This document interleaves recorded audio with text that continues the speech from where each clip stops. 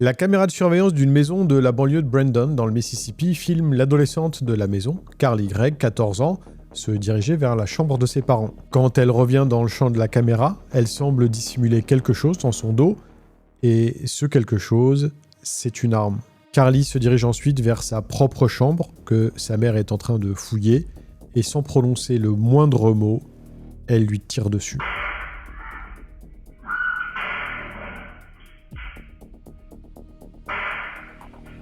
Mais son plan machiavélique n'est pas terminé. Toujours en dissimulant l'arme dans son dos, elle retourne dans la cuisine et elle envoie un texto à son beau-père depuis le téléphone de sa mère en se faisant passer pour elle et en lui demandant s'il compte rentrer bientôt. Quand il rentre, elle lui tire dessus aussi. What's the location of your emergency? Oh my God, she's killing her mom. Mama, when I do this, she tried to kill me.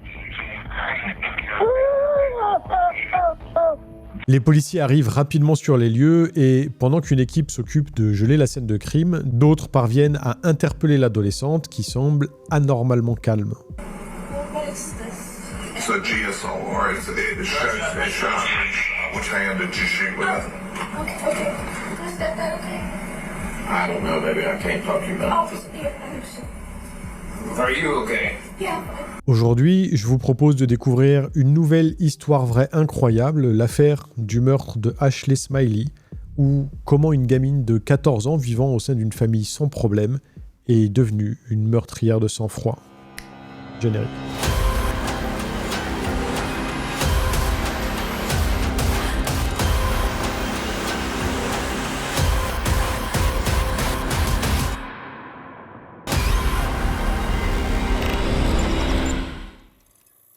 Retrouvez dès aujourd'hui vos épisodes préférés de HVI en format podcast.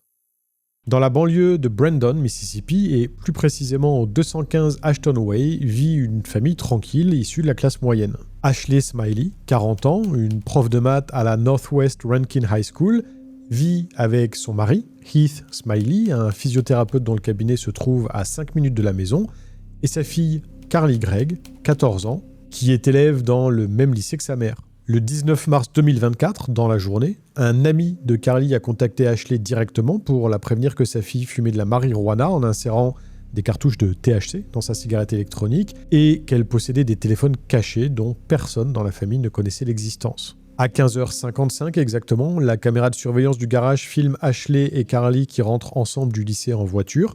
Ashley entre immédiatement dans la maison et Carly récupère son sac à l'arrière du véhicule. Puis, la mère et la fille entrent ensemble dans la cuisine. Il ne semble y avoir ni tension, ni dispute. Carly dépose son sac et sort dans le jardin pour jouer avec les chiens de la maison. Mais avant de sortir, elle se retourne et elle voit sa mère se diriger vers sa chambre. L'adolescente revient dans la cuisine une quinzaine de minutes plus tard, à 16h13, et on la voit s'arrêter dans l'embrasure de la porte du salon quand elle entend du bruit provenir de sa chambre. Elle décide alors de s'approcher discrètement pour voir de quoi il retourne, et quand elle réalise que sa mère est en train de fouiller, elle fait demi-tour et se dirige vers la chambre de ses parents à grandes enjambées. Une fois dans la chambre, Carly soulève le matelas du côté de sa mère. Il saisit un revolver 357 Magnum que Heath avait offert à son épouse parce qu'elle avait peur de son ex-mari toxicomane, Kevin Gregg. Et puis, l'adolescente retourne vers sa chambre. Elle marque l'arrêt quand elle arrive au niveau de la cuisine pour s'assurer que sa mère ne s'y trouve pas.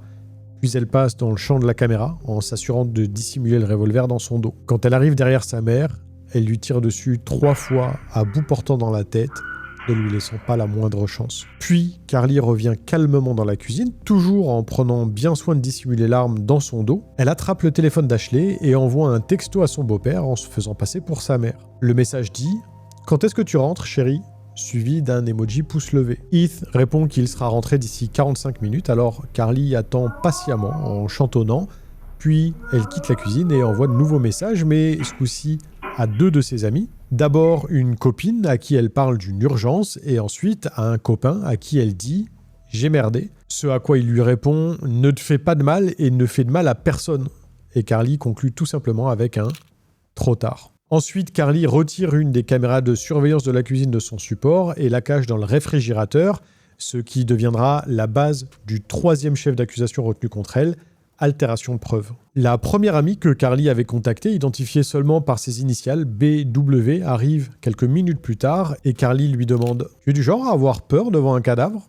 Et puis, elle l'emmène voir le corps de sa mère. Selon ce que le procureur rapportera à l'ouverture du procès, Carly lui déclare « J'ai mis 3 balles dans ma mère et j'en ai encore 3 qui attendent mon beau-père quand il rentrera. » C'est à 17h03 que Heath Smiley arrive à la maison. La caméra du garage le filme se garer, descendre de son pick-up et se diriger tranquillement vers la porte du garage, mais à la seconde où il l'ouvre, Carly fait feu sur lui. La balle atteint Heath au niveau du trapèze, à environ 15 cm de sa tête, mais il parvient tout de même à se jeter sur Carly, à lutter avec elle et à lui arracher l'arme des mains. Des coups de feu partent pendant la lutte, mais personne n'est touché. À 17h05, la caméra du garage filme Carly sauter la palissade, suivie de près par son ami, et s'enfuir. Pendant ce temps-là, Heath entre dans la chambre de sa belle-fille, découvre le corps d'Ashley et il compose immédiatement le 911.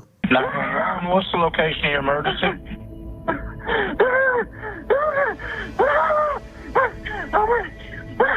I'm at 214. I don't know what happened. My wife is dead. What? Someone tried to shoot me.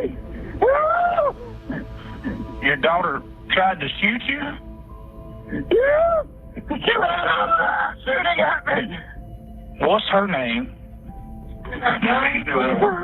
Carly Gregg. Carly Gregg?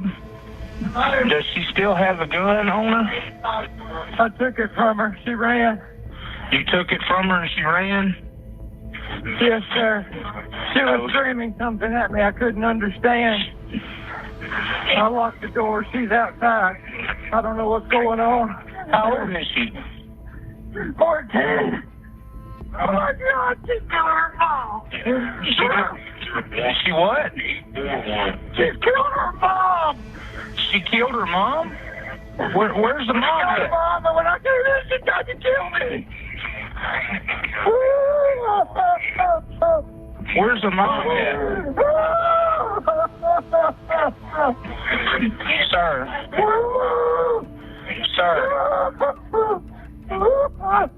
Sir. God, why? Okay, sir. Where's your wife? She's dead on the floor of my stepdaughter's room. Les premiers officiers du Rankin County Sheriff's Office arrivent rapidement sur les lieux alors que Heath est toujours en ligne avec l'opérateur du 911. Ils le font s'allonger sur le porche de la maison, en sang et en état de choc, et ils lui demandent des informations sur le suspect, pensant au début qu'il s'agit d'un garçon et non d'une fille. Hey, can you tell me what your son's wearing?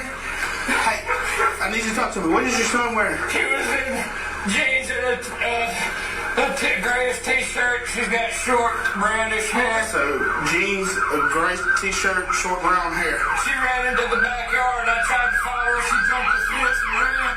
She shot me in the neck. It's okay. Does she still have the gun? It's on the kitchen counter. I think there's one live round left in it. I opened the cylinder. I went in the back door. She tried to shoot me. Hey, I need some gloves.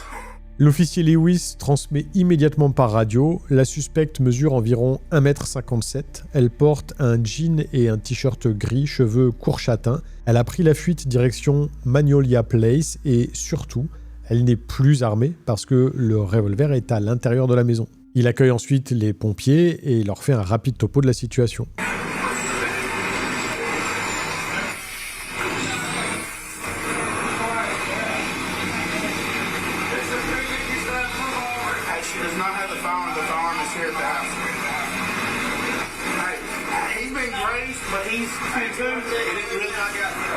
D'autres unités arrivent en renfort et quadrillent le quartier. Un hélicoptère de la Mississippi Highway Patrol est déployé. Et pendant ce temps-là, les policiers entrent dans la maison. Le revolver est posé sur le plan de travail de la cuisine, exactement là où Heath a dit qu'il serait, et les officiers avancent pièce par pièce pour finalement arriver dans la chambre de Carly où ils découvrent à leur tour le corps d'Ashley Smiley.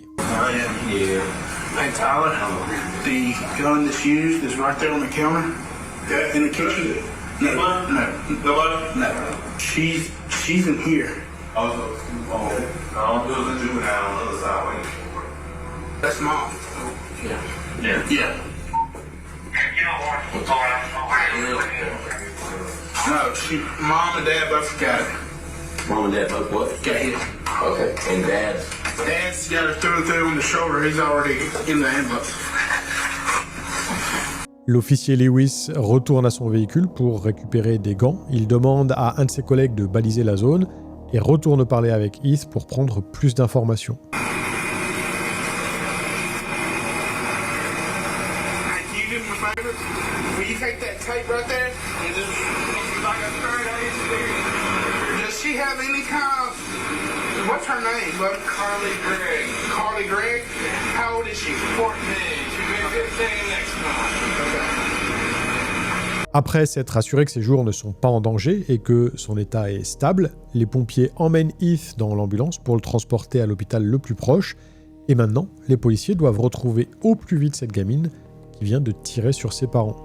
C'est finalement assez rapide parce qu'un officier qui patrouille en voiture aperçoit une adolescente correspondant au signalement en train de marcher sur Farmington Boulevard, à environ 800 mètres de la maison des Smiley. Il s'arrête, descend de son véhicule et lui demande si elle a un lien avec la fusillade qui vient de se produire dans le quartier. Et à sa grande surprise, l'adolescente répond tout simplement « oui ». L'officier la menotte immédiatement et l'installe à l'arrière de son véhicule de patrouille, puis il informe ses collègues par radio que la suspecte a été interpellée et un détective part à sa rencontre pour effectuer au plus vite des prélèvements. La scène est difficile à appréhender pour les officiers présents parce que la suspecte qui se trouve devant eux n'a que 14 ans, elle mesure 1,57 m, donc pas vraiment ce que l'on pourrait qualifier de carrure menaçante, et elle ne manifeste pas la moindre résistance, aucune agressivité, elle est d'une docilité totale et coopère avec tout ce qu'on lui demande.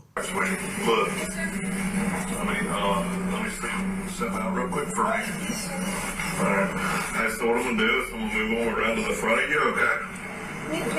I'm gonna move the handcuffs around to the front of you. Okay. Alright, so what we're gonna do here is we're gonna swab your hands, okay? Right. Now I'll ask you a bunch of questions, but obviously you fired with a pistol, correct? Yes, sir. Okay. Cette adolescente qui vient de tirer sur ses deux parents, c'est une gamine qui a obtenu un score de 30 sur 36 au ACT à 13 ans, ce qui l'a placée dans les 5 meilleurs résultats de tout le pays. Elle a sauté une classe, elle a été élue étudiante de l'année de son collège, une enfant modèle qui faisait du karaté et qui aimait jouer de la guitare. Le détective explique ensuite à Carly les prélèvements qu'ils vont effectuer.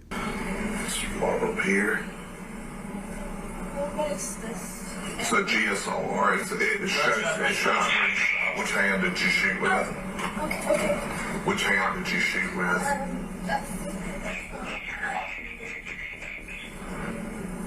Is that okay? I don't know, baby. I can't talk to you about it. Officer Anderson. Are you okay? Yeah.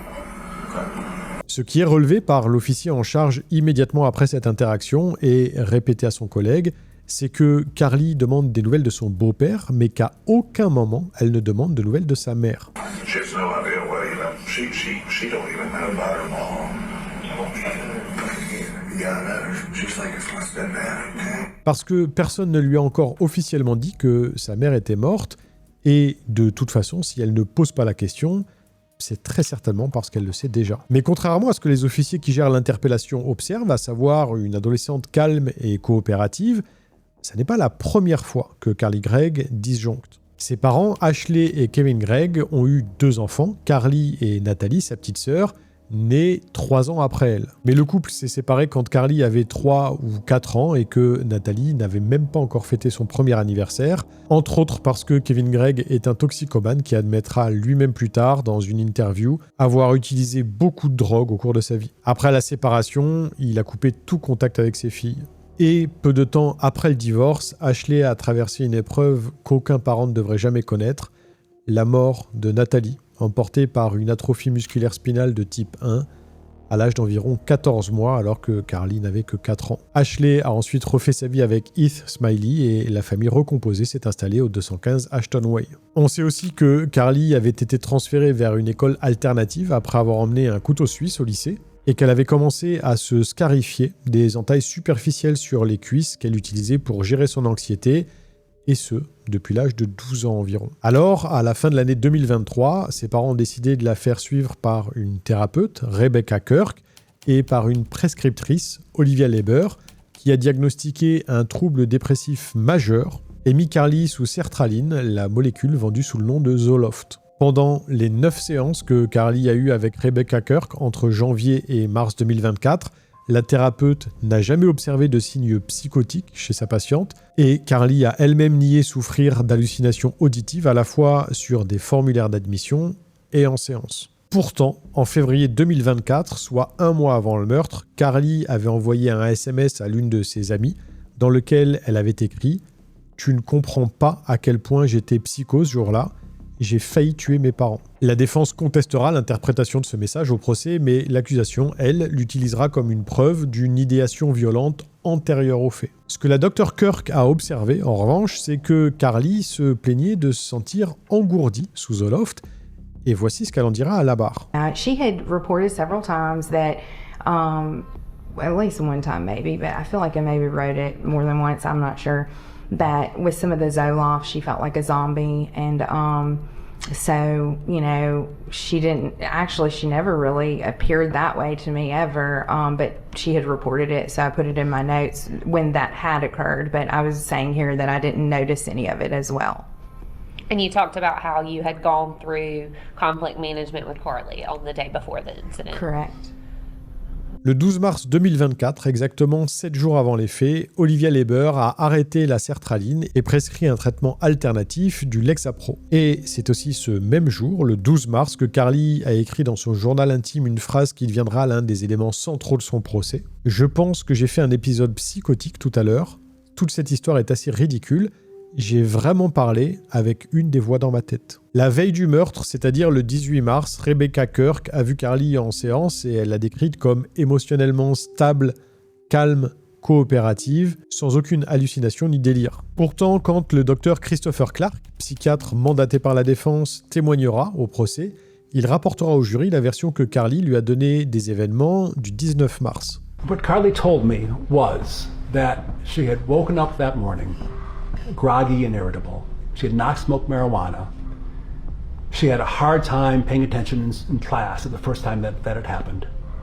That she went to, she typically got a ride home from her mother, who was a math teacher at the school. And so that she went to the mother's classroom at the end of that day. And that the mother, I guess, informed her that she knew that Carly had been smoking marijuana. Carly told me that she said that her mother had a sixth sense about it. I don't think that Carly knew that someone else, a friend of hers, had told the mother. But Carly told me that the mother knew that she'd been smoking marijuana, that they drove home as usual, that when they got home, Carly went to the backyard to let the dogs out, and that her memory went blank at that point. And that her memory came back as she was standing by the side of the road, having crawled out of a drainage pipe, wet, and the police officer came by and picked her up. So she said that for that period of time, she had no memory whatsoever of what had happened. Sauf que les policiers qui l'ont interpellée n'ont pas trouvé Carly trempée au bord de la route, ils l'ont trouvée sèche, marchant calmement sur Farmington Boulevard. Alors, que s'est-il réellement passé dans la tête de Carly Gregg le 19 mars 2024 ? 6 mois après les faits, le 27 août 2024, Carly Gregg, qui a maintenant 15 ans, comparaît devant le juge Dewey Arthur au tribunal du comté de Rankin pour ce qu'on appelle un plea deal, c'est-à-dire la proposition d'un accord par l'accusation à la défense pour éviter un procès. L'État du Mississippi lui propose de plaider coupable sur le seul chef de meurtre au premier degré et d'abandonner les 2 autres charges, soit une peine fixée à 40 ans d'emprisonnement. Carly refuse, alors le juge lui rappelle le risque qu'elle prend en cas de procès. So, the jury will either acquit you, or you'll be facing 2 life sentences, or this court can sentence you up to 93 years. Do you understand that? Yes, Your Honor. It's your choice and your choice alone to proceed to trial. Yes, Your Honor. Conformément à son choix, le procès de Carly Gregg s'ouvre le 16 septembre 2024 devant un jury de 12 personnes et la défense annonce immédiatement sa stratégie. Carly souffrait d'une psychose aiguë au moment des faits et elle plaide non coupable pour cause d'aliénation mentale. La stratégie de l'accusation, menée par les procureurs Catherine Wright Newman et Michael Smith, est la suivante. Les images parlent d'elles-mêmes et tout ce que Carly a fait entre le meurtre de sa mère et la tentative de meurtre sur son beau-père démontre qu'elle savait parfaitement ce qu'elle faisait. Pendant les 5 jours que dure le procès, le jury va visionner et écouter l'intégralité de ce que vous avez vu au début de cette vidéo, les caméras de surveillance, l'appel au 911, les bodycams, les SMS, mais il va aussi entendre des témoignages et le premier à être appelé à la barre par l'accusation, c'est Heath Smiley qui raconte au jury ce qu'il a vécu quand il est rentré chez lui ce 19 mars. Everything seemed pretty normal and I came on in and when I opened the door to the kitchen there, gun went off in my face before the door was, I don't know, 3 or 4 inches wide open. And everything kind of went pretty fast from there. It was a blur. So, Do you remember seeing Heath? just gun flash in my face and then it went off 2 more times, but my hand was on the gun after the first shot and I twisted it from her. Who was pointing that gun at you? It was Carly. Who pulled the trigger when you opened the door? The first one I know was Carly. After that, my hand was on the gun too, and I know I had a scratch on my thumb and all. I very well could have hit it, I know, that 3rd time. Mais dans la suite de son témoignage, quand la procureure lui demande ce qui s'est passé après qu'il a récupéré l'arme, la réponse de Heath va poser un problème à l'accusation parce que la victime elle-même décrit une adolescente qui ne semblait pas contrôler ce qu'elle faisait. She was screaming out of her mind, scared. It was like she had seen a demon or something. She was terrified. And my first thought was there was an intruder somewhere and she thought she was after somebody else. And to be clear, Carly never told you that she thought somebody else was in the house, right? No, that's the feeling that I got. She was terrified out of her mind. It was very evident to me immediately that something was very, very off with Carly. The way she was screaming, the way she looked, she was moving so fast.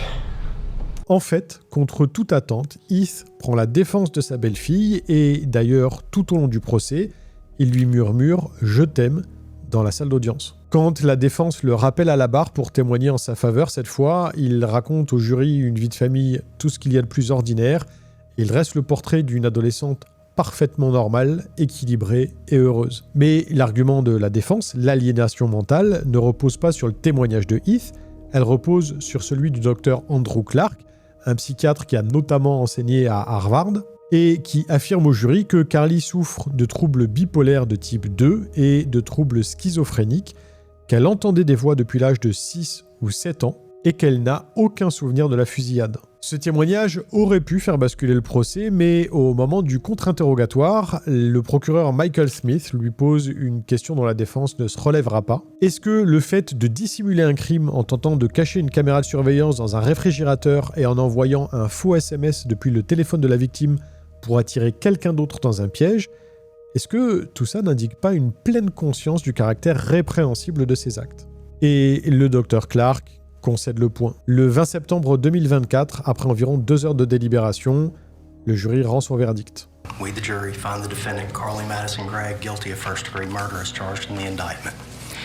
Le jury délibère ensuite moins d'1 heure pour fixer la peine, prison à vie sans possibilité de libération conditionnelle pour le meurtre, prison à vie sans possibilité de libération conditionnelle pour la tentative de meurtre et 10 ans supplémentaires pour l'altération de preuves. Carly Gregg a 15 ans et elle passera le reste de sa vie en prison, mais un comité de soutien, dont Heath fait d'ailleurs partie, lutte pour faire réviser son procès et alléger sa peine. Je vous retrouve lundi prochain pour un nouvel épisode de HVI et d'ici là, n'oubliez pas, Homo homini lupus est, l'homme est un loup pour l'homme. Salut.